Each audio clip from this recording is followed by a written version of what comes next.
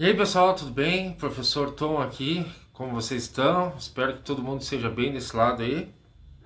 Hoje trago mais um vídeo, mais um livro, e o livro de hoje é Confissões de uma Máscara, Yukio Mishima, um livro escrito, publicado em 1949. O escritor nasceu em 1925, morreu em 1970, e ele teve uma vida bastante curiosa.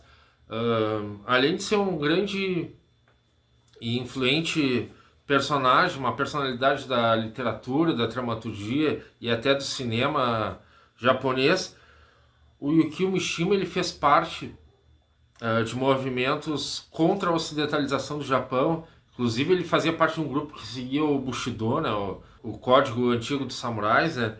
Então ele era bem rígido nesse sentido. Inclusive, em 1970, o ano de sua morte, ele tentou o golpe de Estado. Então, com 45 anos, ele tentou um golpe de Estado para colocar o antigo imperador no poder e acabou fracassando e acabou tirando a própria vida, né? Cometendo um harakiri, né? Aquele ritual que os samurais praticavam.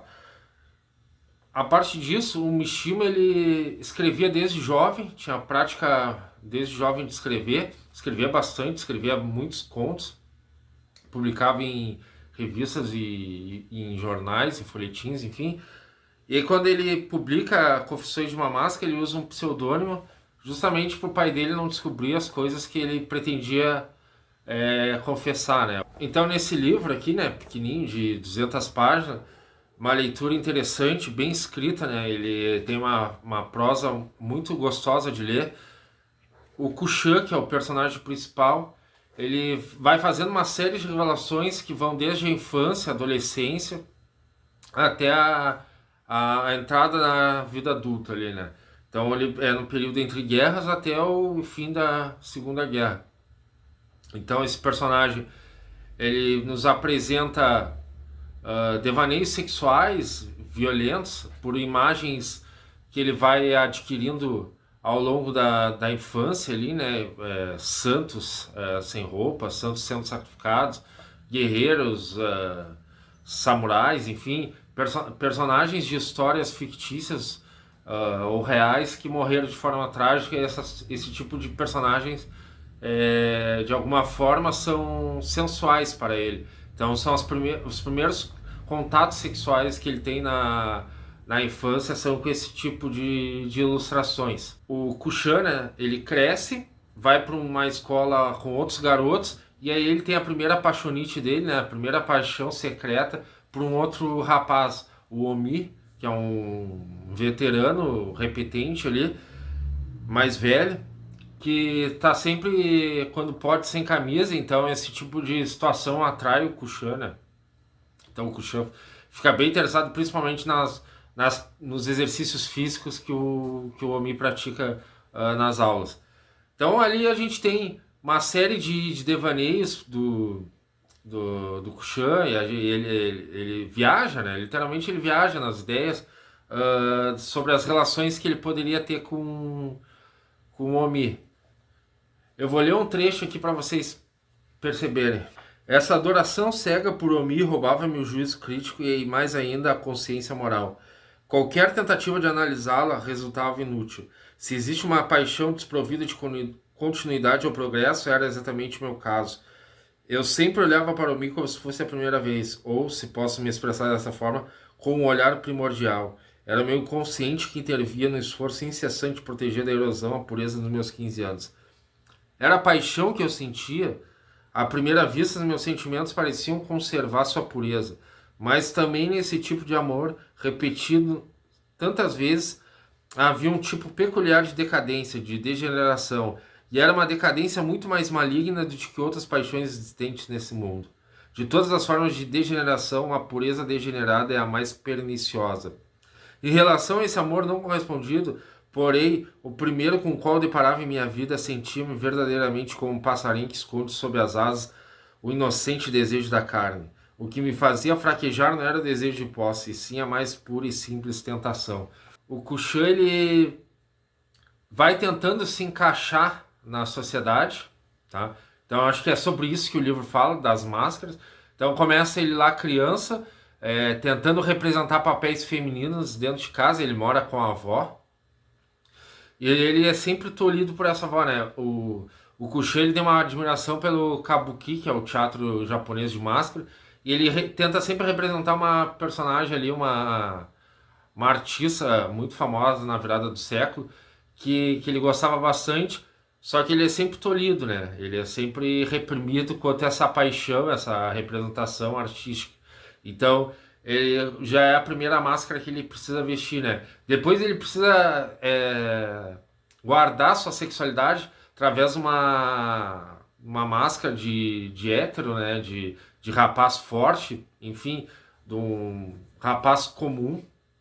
Então, é mais uma máscara que ele precisa usar. Aí depois, mais tarde, ele entra para a escola de direito, começa a escrever também, e aí vem a guerra. E aí nesse momento do entre guerras ali, no início da guerra, na verdade, ele começa a visitar uma garota, a Sonoko, que é irmã de um amigo que ele tem desde jovem também.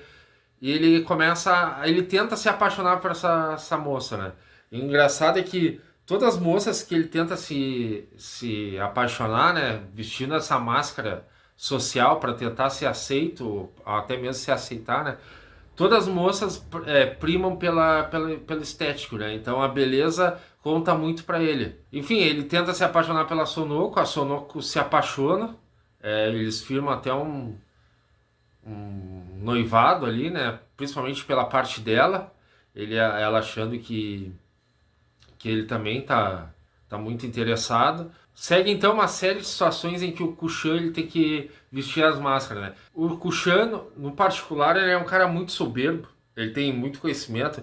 Lembrando que é um diário, né? São confissões, então em retrospectiva. Ele tem muito conhecimento, assim, então ele está sempre citando artistas, escritores, pintores, filósofos, principalmente filósofos. Então ele é um cara com bastante carga intelectual. E nos relacionamentos sociais, ele tenta se encaixar, de certa forma, de uma maneira cínica, né? Então, a cada personalidade que ele encontra, ali, cada personagem que ele conversa, ele tenta, de alguma forma, agradar aquele personagem para que ele possa também ser aceito, né? E aí isso aí vai nas questões dos relacionamentos com homens, com mulheres, enfim. Acaba que, como é um recorte da vida dele, né? Tem um final abrupto ali. Acaba que nesse recorte de tempo que a gente tem acesso, que é da infância até o final da guerra ali, que ele sobrevive à Segunda Guerra, ele não tem nenhum relacionamento fixo ou duradouro. Ele tem esse envolvimento com a Sonoko e que não dá a entender assim se eles tinham alguma coisa sexual, alguma coisa carnal, se eles se beijavam, se ao menos se beijavam. Isso não fica claro. Fica claro que eles tinham muito carinho um pelo outro, principalmente a Sonoko por ele. Então, basicamente, o livro trata sobre as máscaras, né? Sobre as máscaras, sobre se aceitar, sobre ser socialmente aceito, o quanto a gente dá bola, né? Pelo que as pessoas pensam da gente, sobre o que a gente pensa sobre nós mesmos, sobre o que a gente vê no espelho e o que é nos refletido. Como eu falei, né, é um livro interessante, vale a leitura, acho que é uma boa entrada para a literatura japonesa, para quem gosta do tema, do país Japão, né, e quem quer conhecer esse autor. Eu já tinha lido uma coletânea de contos dele, que é Morte em Pleno Verão, que é um livro da editora Rocco, antiga, nem tem mais, não teve mais reedições, mais republicações, mas do Companhia das Letras, edições mais recentes, tem vários romances dele publicados no Brasil. Acho que é um leitor interessante, acho que quem puder ler, recomendo. Então é isso, pessoal, o livro de hoje, então, Confissões de uma Máscara, um livro interessantíssimo, gostei bastante. Espero que vocês tenham gostado do vídeo, peço para vocês deixar o like, deixar um comentário, e a gente se vê no próximo vídeo. Até mais!